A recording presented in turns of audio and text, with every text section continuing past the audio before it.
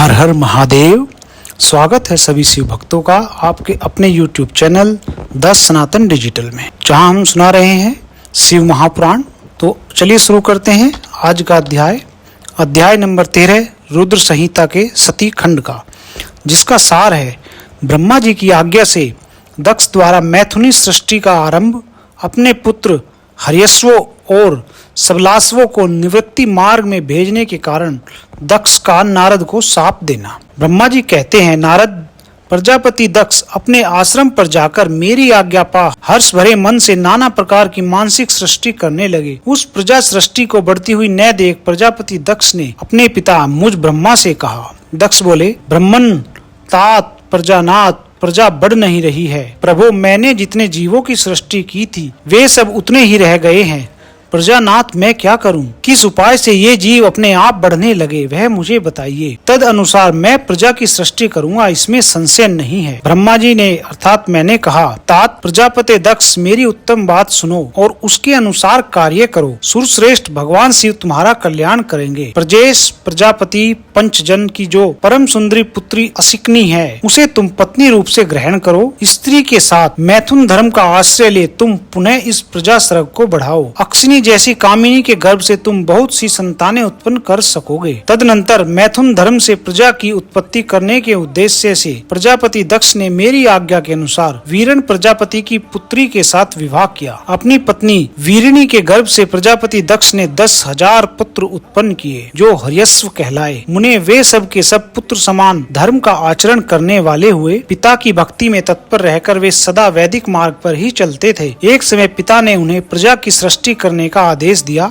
तब वे सभी दाक्षायण नामधारी पुत्र सृष्टि के उद्देश्य से तपस्या करने के लिए पश्चिम दिशा की ओर गए। वहाँ नारायण सर नामक परम पावन तीर्थ है, जहाँ दिव्य सिंधु नदी और समुद्र का संगम हुआ है। उस तीर्थ जल का ही निकट से स्पर्श करते हुए उनका अंतःकरण शुद्ध एवं ज्ञान से संपन्न हो गया। उनकी आंतरिक मल राशि धुल गई और वे परम हंस धर्म में स्थित हो गए। दक्ष के वे सभी पुत्र पिता के आदेश में बंधे हुए थे, अतः मन को सुस्थिर करके प्रजा की वृद्धि के लिए वहां तप करने लगे। वे सभी सत्पुरुषों में श्रेष्ठ थे। नारद, जब उन्हें पता लगा कि हर्यश्व गण सृष्टि के लिए तपस्या कर रहे हैं, तब भगवान लक्ष्मीपति के हार्दिक अभिप्राय को जानकर तुम स्वयं उनके पास गए और आदर पूर्वक यूं बोले, दक्ष पुत्र हर्यश्वगण, तुम लोग पृथ्वी का अंत देखे बिना सृष्टि रचना करने के लिए कैसे उद्यत हो गए? ब्रह्मा जी कहते हैं, नारद, हर्यश्व आलस्य से दूर रहने वाले थे और जन्म काल से ही बड़े बुद्धिमान थे। वे सब के सब तुम्हारा उपयुक्त कथन सुनकर स्वयं उस पर विचार करने लगे। उन्होंने यह विचार किया कि जो उत्तम शास्त्र रूपी पिता के निवृत्ति प्रक आदेश को नहीं समझता, वह केवल रज आदि गुणों पर विश्वास करने वाला पुरुष सृष्टि निर्माण का कार्य कैसे आरंभ कर सकता है। ऐसा निश्चय करके वे उत्तम बुद्धि और एक चित्त वाले दक्ष कुमार नारद को प्रणाम करके और उनकी परिक्रमा करके ऐसे पथ पर चले गए जहाँ जाकर कोई वापस नहीं लौटता है। नारद, तुम भगवान शंकर के मन हो और मुने, तुम समस्त लोकों में अकेले विचरा करते हो। तुम्हारे मन में कोई विकार नहीं है, क्योंकि तुम सदा महेश्वर की मनोवृत्ति के अनुसार ही कार्य करते हो। जब बहुत समय बीत गया, तब मेरे पुत्र प्रजापति दक्ष को यह पता लगा कि मेरे सभी पुत्र नारद से शिक्षा पाकर नष्ट हो गए, अर्थात उनके हाथ से निकल गए। इससे उन्हें बड़ा दुख हुआ। वे बार बार कहने लगे, उत्तम संतानों का पिता होना शोक का ही स्थान है, क्योंकि श्रेष्ठ पुत्रों के बिछुड़ जाने से पिता को बड़ा कष्ट होता है। शिव की माया से मोहित होने से दक्ष को पुत्र वियोग के कारण बहुत शोक होने लगा। तब मैंने आकर अपने बेटे दक्ष को बड़े प्रेम से समझाया और सांत्वना दी। देव का विधान है, देव का विधान प्रबल होता है इत्यादि बातें बताकर उनके मन को शांत किया। मेरे सांत्वना देने पर दक्ष पुनः पंचजन कन्या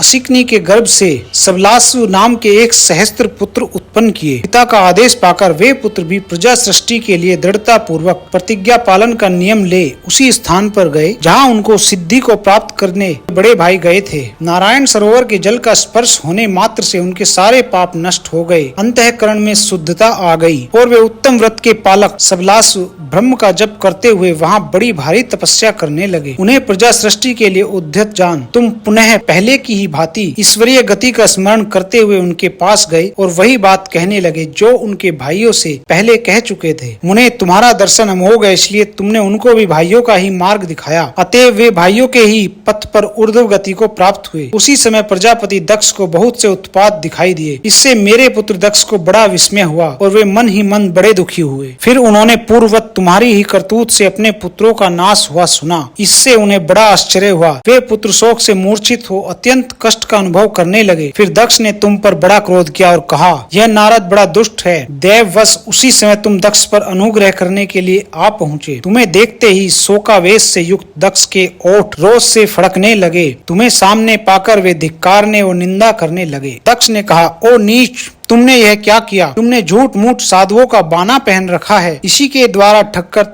हमारे भोले भाले बालकों को जो तुमने भिक्षुओं का मार्ग दिखाया है, यह अच्छा नहीं किया। तुम निर्दय और शठ हो, इसलिए तुमने हमारे इन बालकों को जो अभी ऋषि रण, देव रण और पितृ रण से मुक्त नहीं हो पाए थे, लोक और परलोक दोनों के श्रेय का नाश कर डाला। जो पुरुष इन तीनों रणों को उतारे बिना ही मोक्ष की इच्छा मन में लिए माता पिता को त्याग कर घर से निकल जाता है, सन्यासी हो जाता है, वह अधोगति को प्राप्त होता है। तुम निर्दय और बड़े निर्लज्ज हो, बच्चों की बुद्धि में भेद पैदा करने वाले हो और अपने सुयश को स्वयं ही नष्ट कर रहे हो। मूढ़मते, तुम भगवान विष्णु के पार्षदों में व्यर्थ ही घूमते फिरते हो। अधमाधम, तुमने बारंबार मेरा अमंगल किया है, अतः आज से तीनों लोकों में विचरते हुए तुम्हारा पैर कहीं स्थिर नहीं रहेगा अथवा कहीं भी तुम्हारे ठहरने के लिए सुस्थिर ठोर ठिकाना नहीं मिलेगा। नारद, यद्यपि तुम साधु पुरुषों द्वारा सम्मानित हो, तथापि उस समय दक्ष ने शोकवश तुम्हें ऐसा शाप दे दिया। वे ईश्वर की इच्छा को नहीं समझ सके। शिव की माया ने उन्हें अत्यंत मोहित कर दिया था।